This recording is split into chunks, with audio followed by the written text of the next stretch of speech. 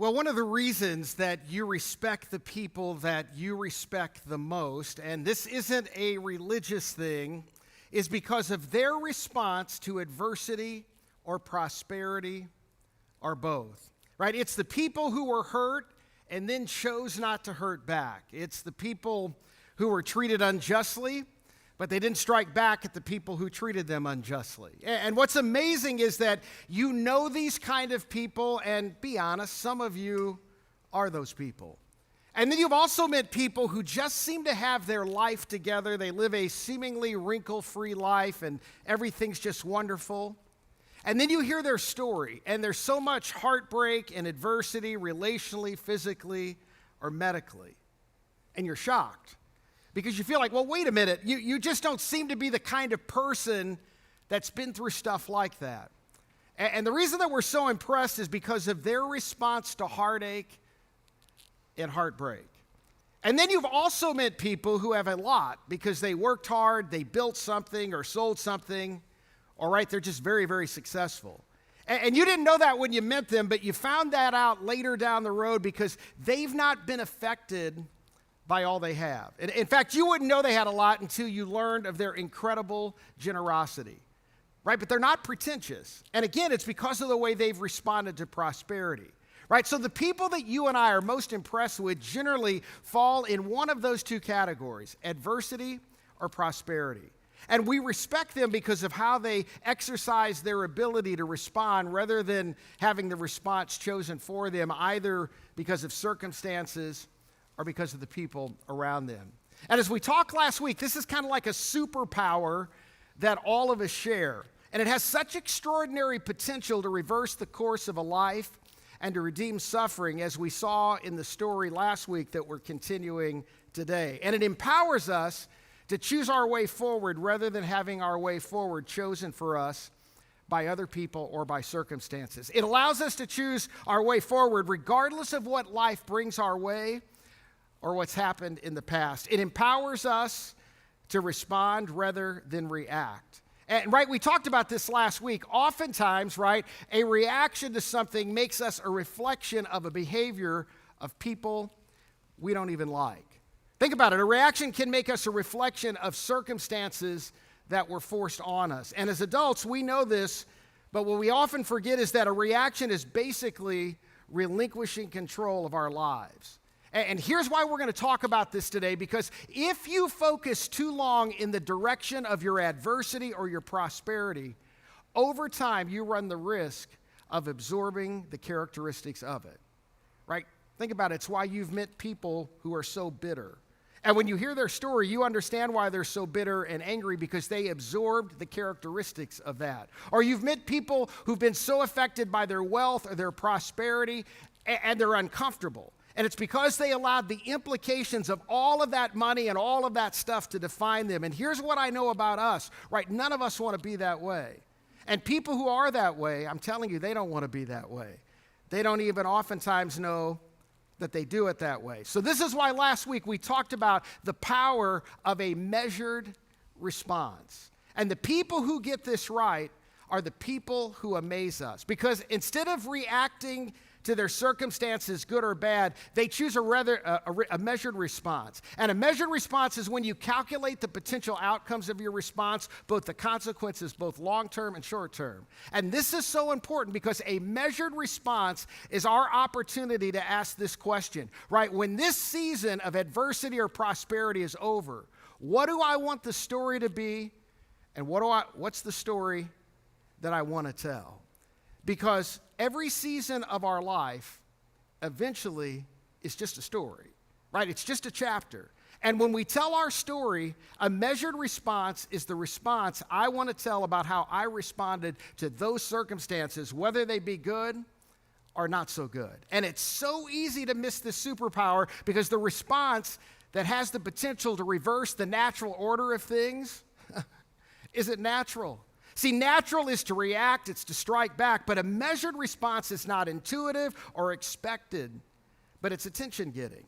It's why you respect the people you respect the most, because something about their response got your attention. And if you're a Christ follower, or you're considering being a Christ follower, This is the life that Jesus invites us to. It's why so many of Jesus' statements, especially in the Sermon on the Mount, when you and I read them, we think, who does that and who would respond that way?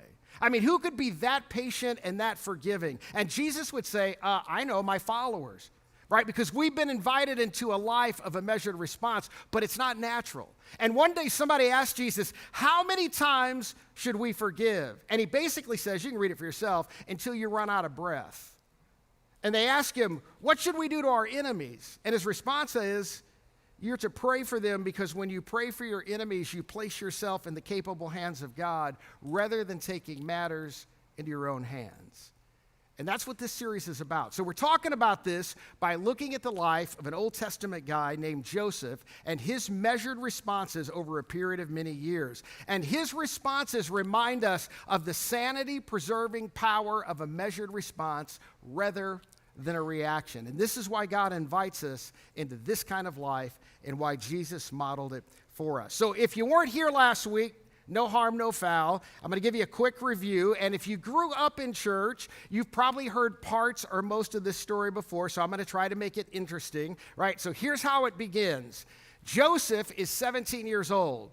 He has 10 brothers who are jealous of him because Joseph is the favorite son of his father's favorite wife. And men, we talked about the problem with having a favorite wife last time, so I won't go back and share that wisdom again, right? So his father sends Joseph to check on his 10 brothers, and he goes to check on them, and of course, they're sick and tired of Joseph because he's so privileged, and his father loves him so much. And on top of that, Joseph's father gave him this expensive coat. So his brothers decide, like brothers often do, that they're just going to kill him. So they take Joseph, strip him off his fancy coat, and throw him in a pit. And then the brothers get into a discussion about what to do with their brother. So ultimately they decide, hey, let's make a few bucks off of him. So they sell Joseph as a slave to an Ishmaelite slave traders who are on their way to Egypt. Right, so Joseph gets sold to them, and then when they get to Egypt, Joseph gets sold again to a man named Potiphar, who is the captain of the guard of the Pharaoh of Egypt.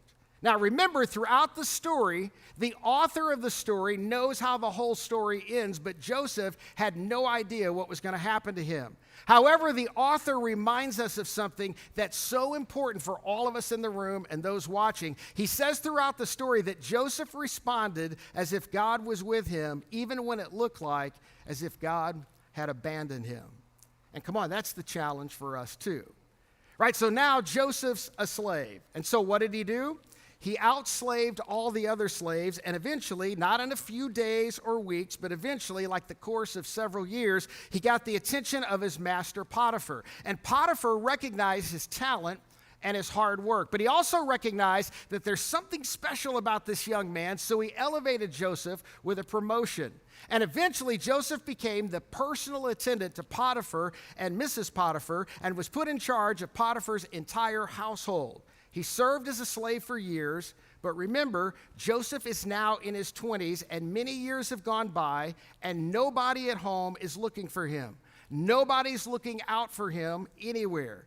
And that's where we pick up the story from last time. Look over here at the screen, Genesis 39:6. Now Joseph, right, he's been in Potiphar's household for several years now, was well-built and handsome. And after a while, Potiphar's wife took notice of Joseph and said, "Come to bed with me." But he refused. And my hunch is that she'd probably never been refused before. Remember, Joseph is property. This isn't a request, this is a command. So Joseph tries to reason with her. Now, they've had some kind of working relationship, right? Because he's been a part of the household for several years. So he tries to reason with her, and he says, wait, you don't want to do this, verse 8. With me in charge, he told her, my master, right, your husband, does not concern himself with anything in the house. My master is what withheld nothing from me except you, because, by the way, you are his wife. And so he looks at her and basically says, have we forgotten what's going on here?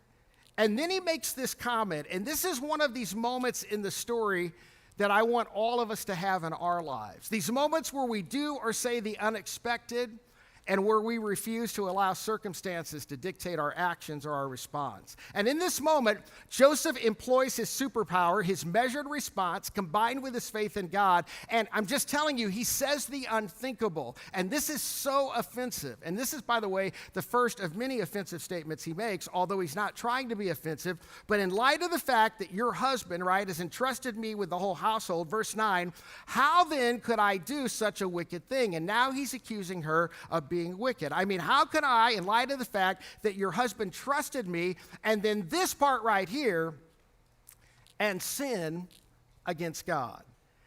And at this point in the story, I get it, me too. All of us want to interrupt for a second and ask Joseph, hey, come here. We got some questions for you. Joseph, you don't want to sin against God? Come on, isn't this the same God that has done nothing for you lately? I mean, isn't this the same God who stood back and watched as your brothers grabbed you, stripped you of your coat, and threw you in a pit and left you to die? And then that God watched as you were sold into slavery, and only God knows what happened to you between the time you were taken by the Ishmaelites and the time you showed up in Egypt. And this is the same God who did nothing for you, the God who stood by and watched as you were stripped and stood on an auction block and auctioned off to the highest bidder. So that's the God you're trying to remain faithful to, the same God who now has put you in a no-win situation with your master's wife. And so here's Joseph's attempt to remain faithful to God. Now, there's been no practical evidence of God's faithfulness to him. And again, we're reminded, because we know how the story ends, with this incredible reality that just because we can't sense God's presence doesn't mean God isn't present. And just because we can't hear God doesn't mean that God isn't active, because God can be silent and present in the world and in our lives. And somehow, Joseph responds as if God is very much a part of his story and very much aware of what's going on. But our reaction is still this: Joseph, so that's the God you're trying not to offend again. Question for you. Have you ever felt that way? Come on, be honest. We all have. Some of you, maybe you've been a Christian since you were a child, like I've been. And you've tried to do everything right, and yet things continue to go wrong for you. But things continue to go right for the people who aren't nearly as faithful. I mean, I know you wouldn't say this, so I'll say it on your behalf. Right? You're really a better person than her. You're really a better person than him. You really have been more faithful to God than them, and yet they seem to get all the breaks, and right, nothing comes your way. And you think to yourself at times, right? Why am I even bothering to pray? Why am I bothering to believe anymore? And this is the situation that Joseph's in. But even under these circumstances, this life or death decision for him, he decides to remain faithful to the God who seemingly has not been faithful to him in return. And maybe it's that dynamic that caused you to leave the faith, right? Because you watched somebody who was a devoted Christ follower, and you saw them go through difficulty after difficulty, in spite of the fact they were faithful. And you said to yourself, you know what? If that's how it works, if that's all we can do is trust God to do something and he doesn't, I'm done. Maybe it was too much for you. And here's what I would say before we get back to the story. As you consider or reconsider Christianity, here's something you ought to kind of just put in your head.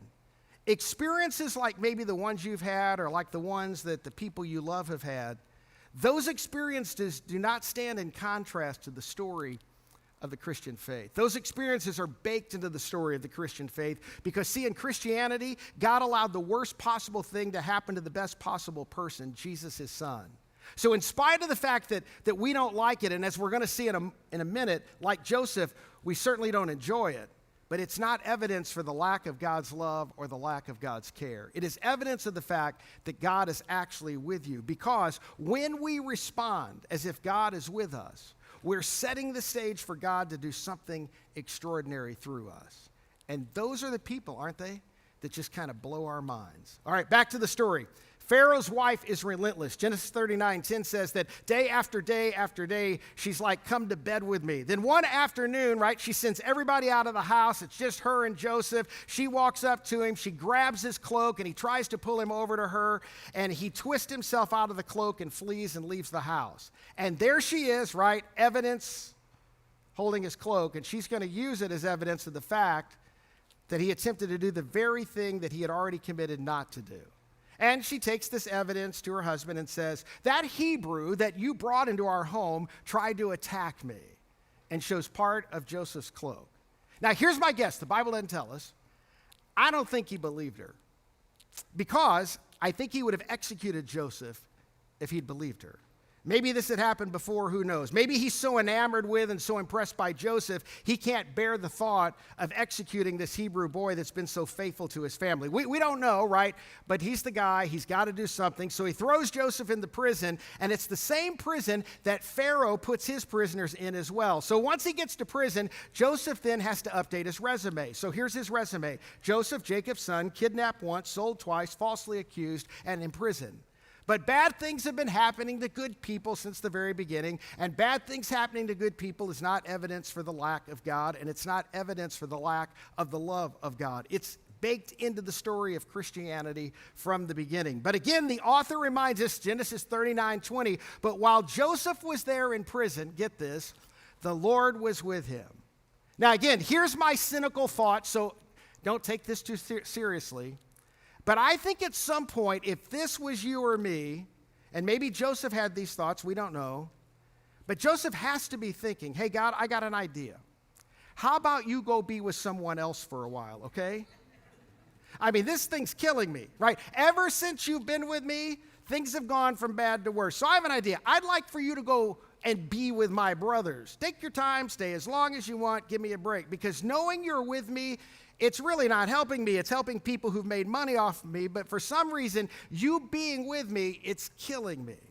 And again, years go by. Every day's the same. He doesn't know how the story ends. Nobody's looking for him. Nobody's looking out for him. His family all thinks he's dead. Years go by. The food's the same. The labor is the same. And again, all of this is wrong, right? Because 2026 theology, if God were with Joseph, he wouldn't be in prison, would he?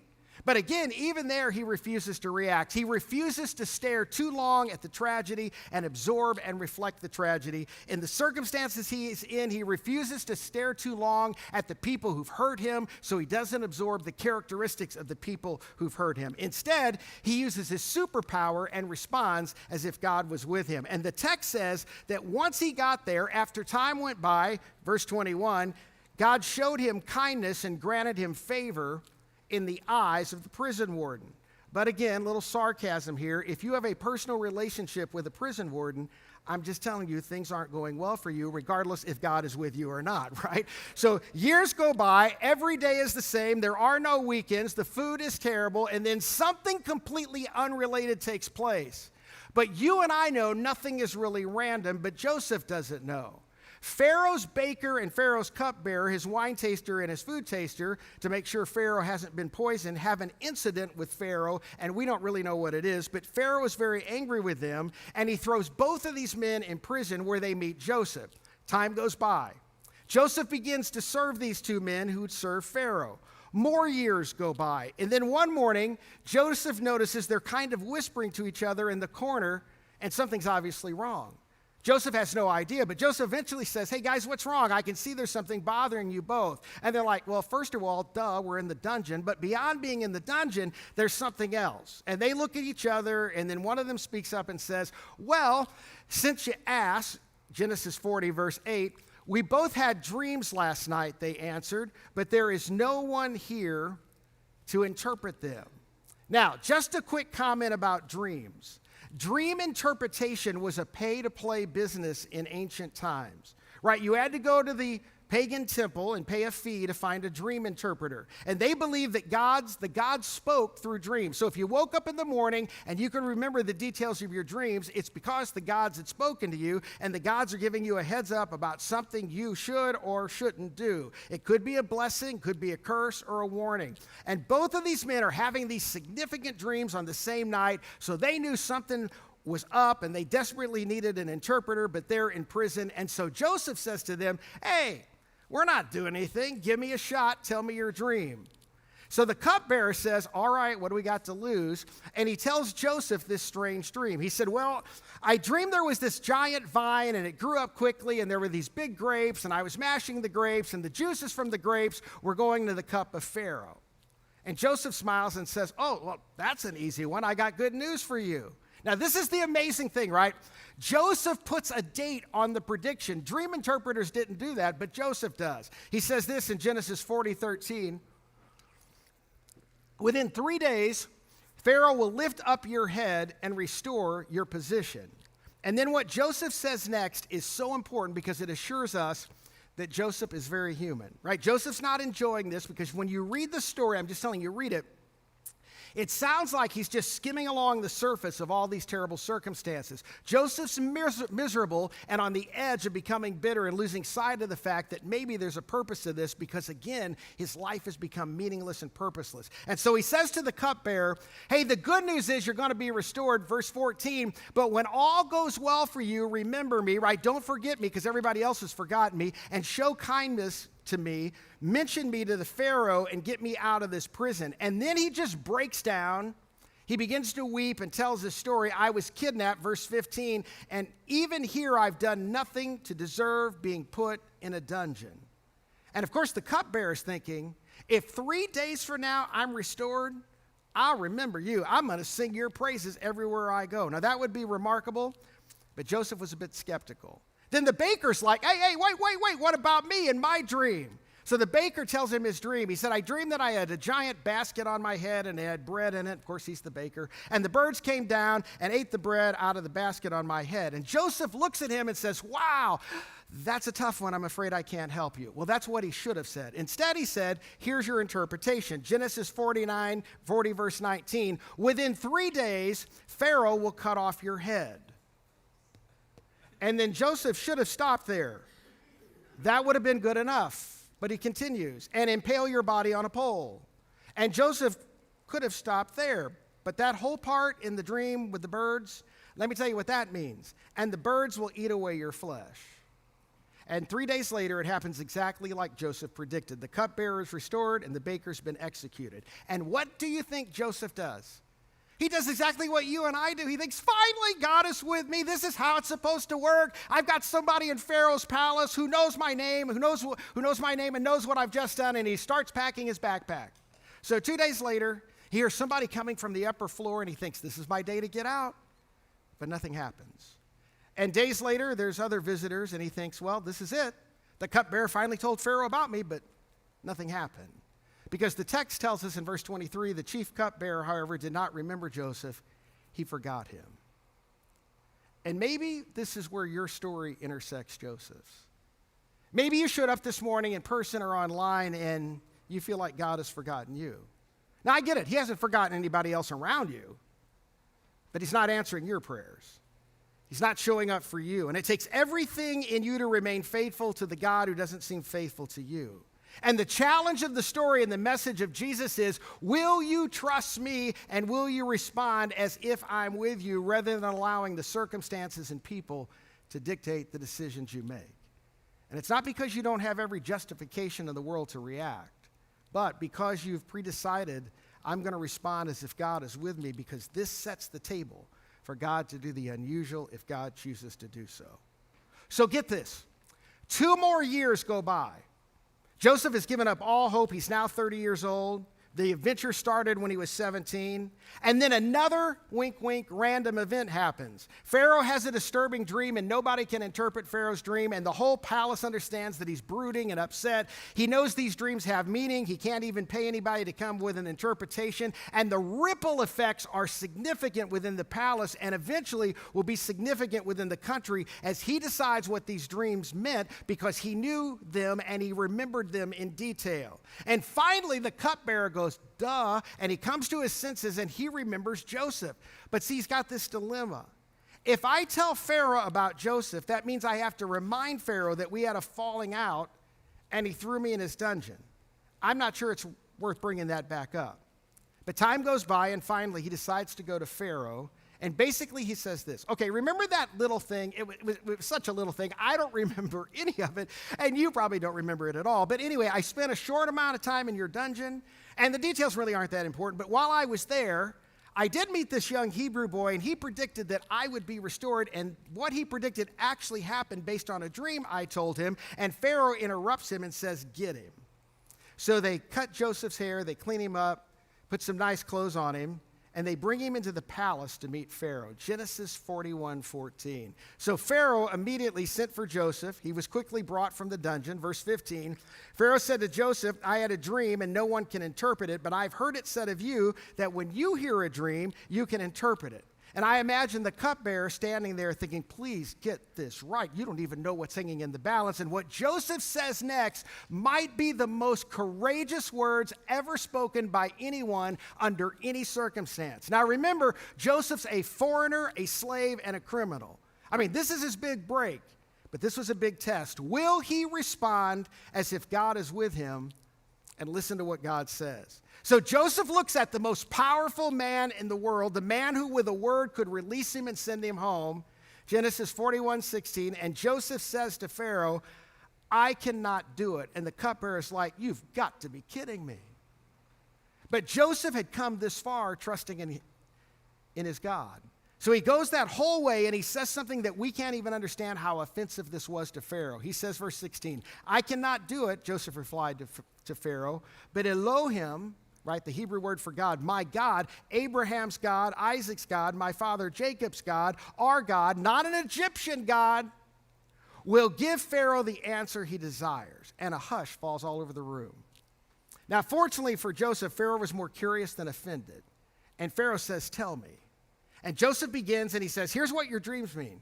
For the next 7 years, there's going to be an abundant harvest of grain. And following those 7 years, there's going to be 7 years of famine. And what's important to understand is that in ancient civilizations, they survived or died based on grain supply because grain is, right, how you make bread. And grain was the only thing you could keep for a long time. And it was pretty much the only food you could transport a long way. So having grain was like live or die. So Joseph says, the famine's going to be so bad, Pharaoh, that everyone's going to forget the 7 good years. And then he punctuated it with this, and this is so offensive. Genesis 41:32, this matter, the thing I just told you, Pharaoh, has been firmly decided by my God, and he will do it soon. Here's the implication. My God controls the economy of your world, Pharaoh. And then even more offensive, the foreigner, the slave, the criminal doesn't stop talking.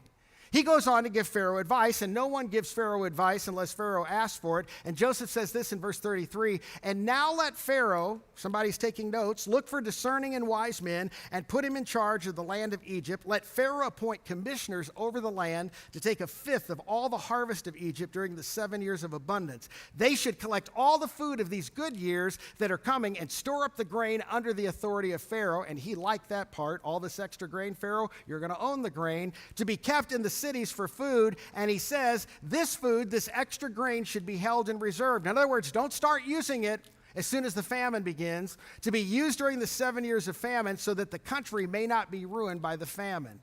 And then he stops talking, and you could have heard a pin drop in the room. Now, everybody was expecting a head to fall off their shoulders. Nobody speaks to Pharaoh this way. But the Lord is with Joseph in the pit and the prison and the palace. Long pause. I think Pharaoh looks around again, and now Pharaoh is about to offend all of his attendants. He says this in verse 39. Then Pharaoh said to Joseph, since God, your God, has made all this known to you, there's no one so discerning as wise as you. You shall be in charge, and there's a gasp in the room because you're going to put a foreigner in charge. Essentially, this meant he's putting Joseph in charge because we need somebody to wake up thinking about this every single day until these 14 years come and go. And so you're going to be in charge of the responsibility. Verse 40, you'll be in charge only with respect to the throne will I be greater than you. And then Joseph did what Joseph had always done. He went to work and did the very best and used all his gifts and skills that he'd been given to save the nation of Egypt. During the first 7 years, he oversaw the construction of massive grain silos in all the major cities in Egypt. In fact, look what the text says in verse 49. Joseph, under his incredible planning, stored up huge quantities of grain like the sand of the sea. It was so much that he stopped keeping records because it was beyond measure. And then in year 8, the Nile didn't overflow its banks when the Nile would usually overflow its banks. That's what made the soil so rich. It deposited that nutrient-rich sediment that was vital for agriculture. And then the next year, same thing happened. And for 7 years, the Nile didn't overflow its banks. And about halfway into year 2, there was a famine in the land. And when things got so bad, everybody had used up their extra storehouse of grain. Joseph opened up the storehouses, sold the grain in the name of Pharaoh. And if you stop and read this story, it's amazing. Essentially, by the end of 14 years, get this, Pharaoh personally owned every single person, every single animal in all of Egypt because of the system that Joseph had created. By the way, Joseph is now 40 years old. But of course, the famine spread beyond the borders of Egypt into the surrounding regions. There was a rumor going on that you can find grain in Egypt. And Joseph's family, remember his family? They're beginning to starve. And the next part's kind of funny. You got to read it with a little humor. It says this in Genesis 42:1. When Jacob, that's Joseph's father, who thinks Joseph is dead, learned that there was grain in Egypt, he said to his sons, remember those boys, why do you keep just looking at each other? Hello? Get up and do something, he says. It's been in all generations, folks, right? Verse 2, we've all heard that there is grain in Egypt. Go down there and buy some for us so that we may live and not die. And suddenly, the stage is set for the ultimate test of Joseph's superpower, because now he's prime minister of a superpower, and he's got the power. And now that he has the power, and now that he's been elevated, right? He doesn't really need God with him any longer. Or does he? Because, right, this is the supreme test that very few people pass. It's why Jesus said one of the most unusual things that everybody tried to figure out what he meant.